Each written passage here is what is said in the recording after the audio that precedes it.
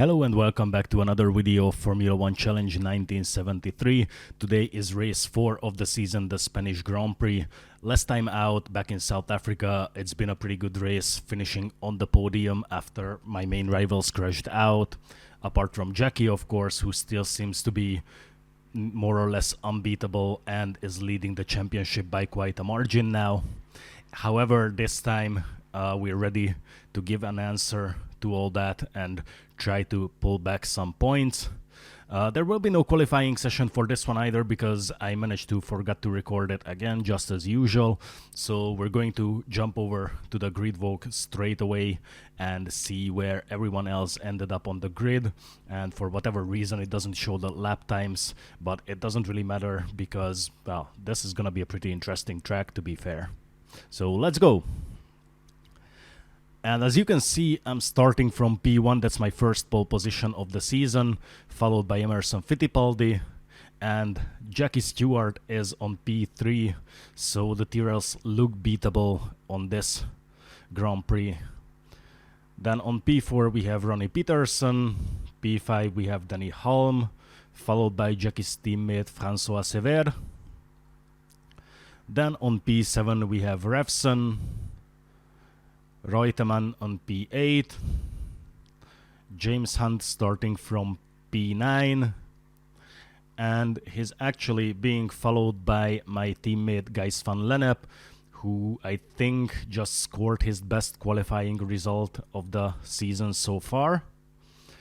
Beltoise on P11, Carlos Pace on P12, Arturo Merzario on P13, followed by Jackie X on P14.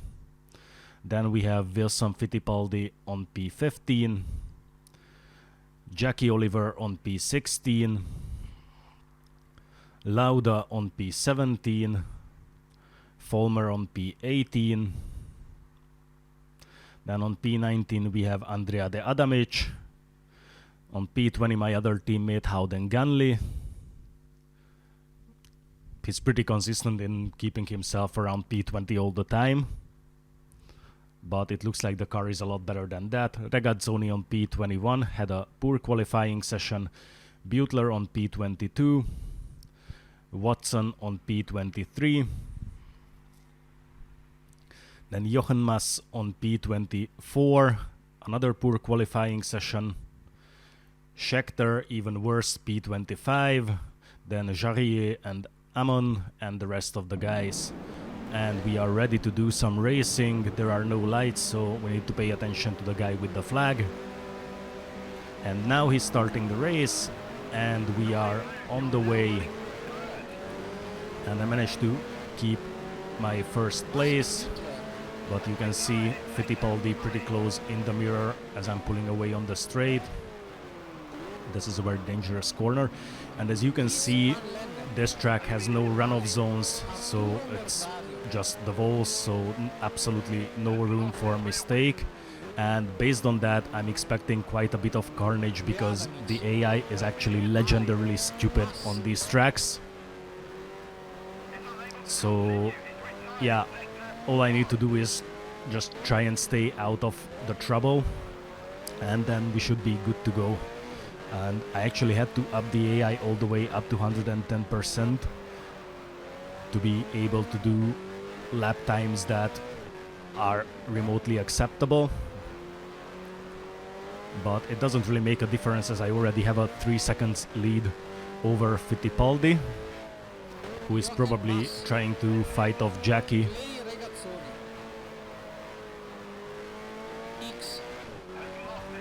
Couple of tricky corners, and this is an area of the track that is actually wider, which is good for overtaking and for overall racing.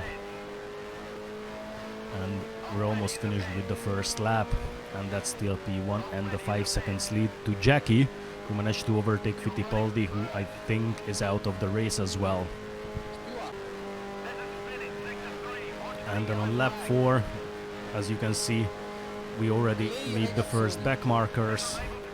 There's been a lot of accidents, a lot of front wings breaking off, so quite a few of them already headed to the pits for a new wing.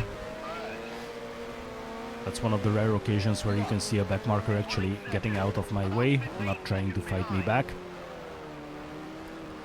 And that's already a 13 seconds lead to Jackie. And on lap 6, a bit of contact with the haystack.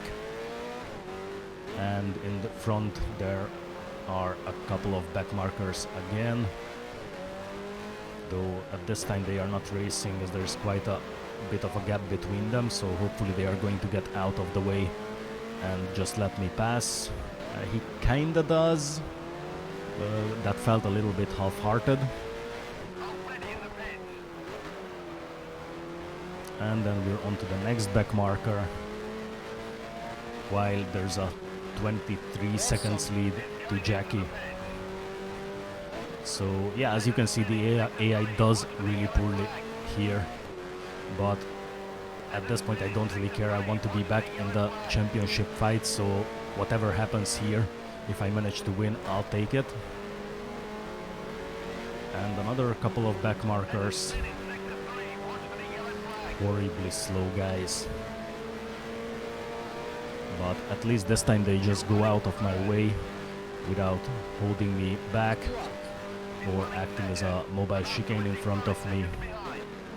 And here you can see even more back markers.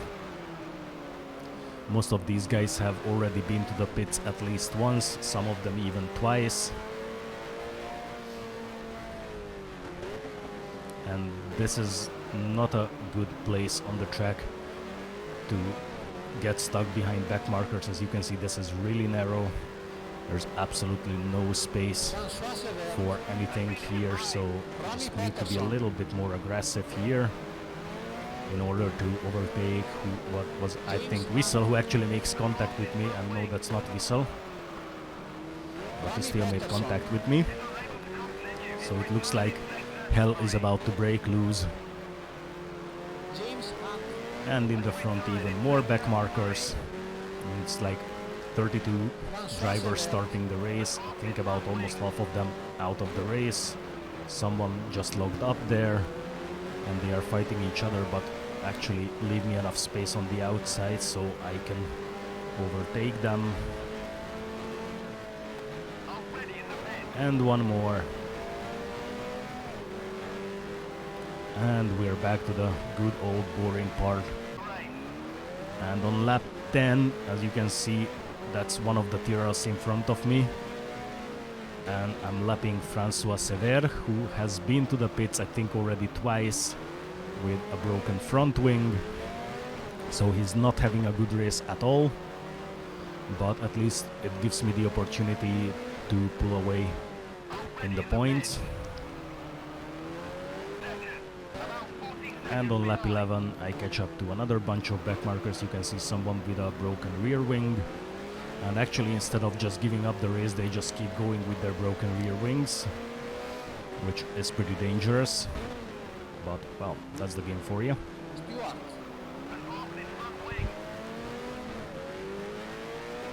And two more back markers right in the front.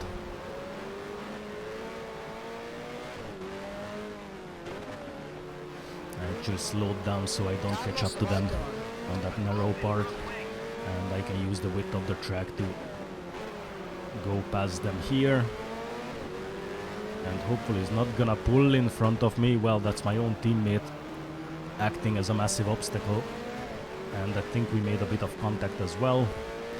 Then on lap 13, another batch of back markers. Actually, that's another Tyrrell, so that's Jackie overtaking a back marker, and well, he's going to get lapped himself if I can catch up to him.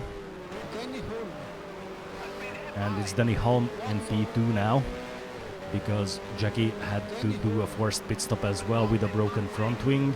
I think he got caught up with one of the back marker trains and well, had a bit of accident with those guys.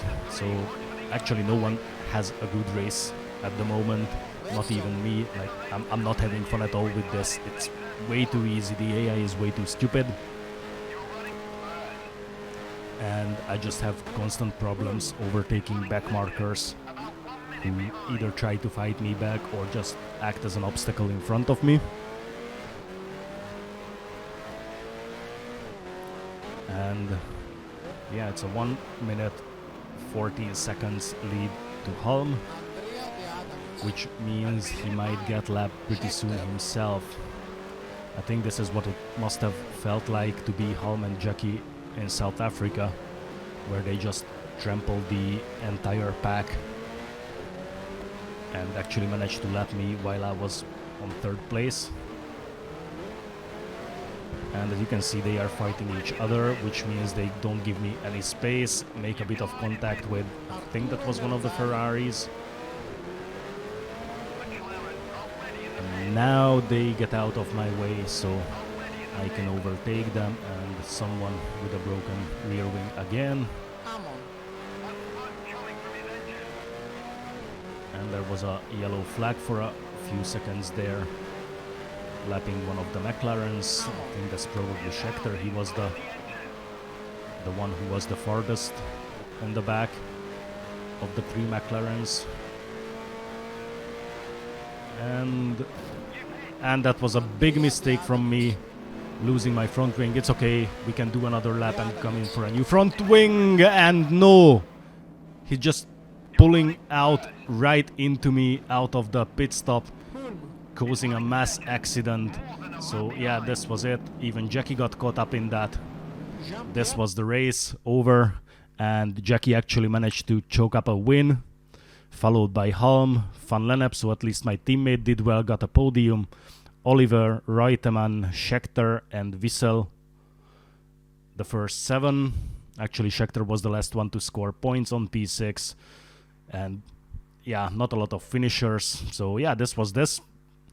And let's have a look of the driver standings. So Jackie almost has more than twice the amount of points than I do. At least I'm still ahead of Sever. So that's something, I guess. And we still managed to stay ahead of McLaren in the Constructors' Championship, mainly thanks to Van Lennep, who scored the podium. However, the Tyrrells are already way ahead of us. More than double the amount of constructor points as well, just like in the driver standings for Jackie. So yeah, this was a little bit short. This was the Spanish Grand Prix. Thank you very much for watching, and I'll see you at the next race in Zolder, Belgium. Now that's gonna be a lot of fun. Goodbye.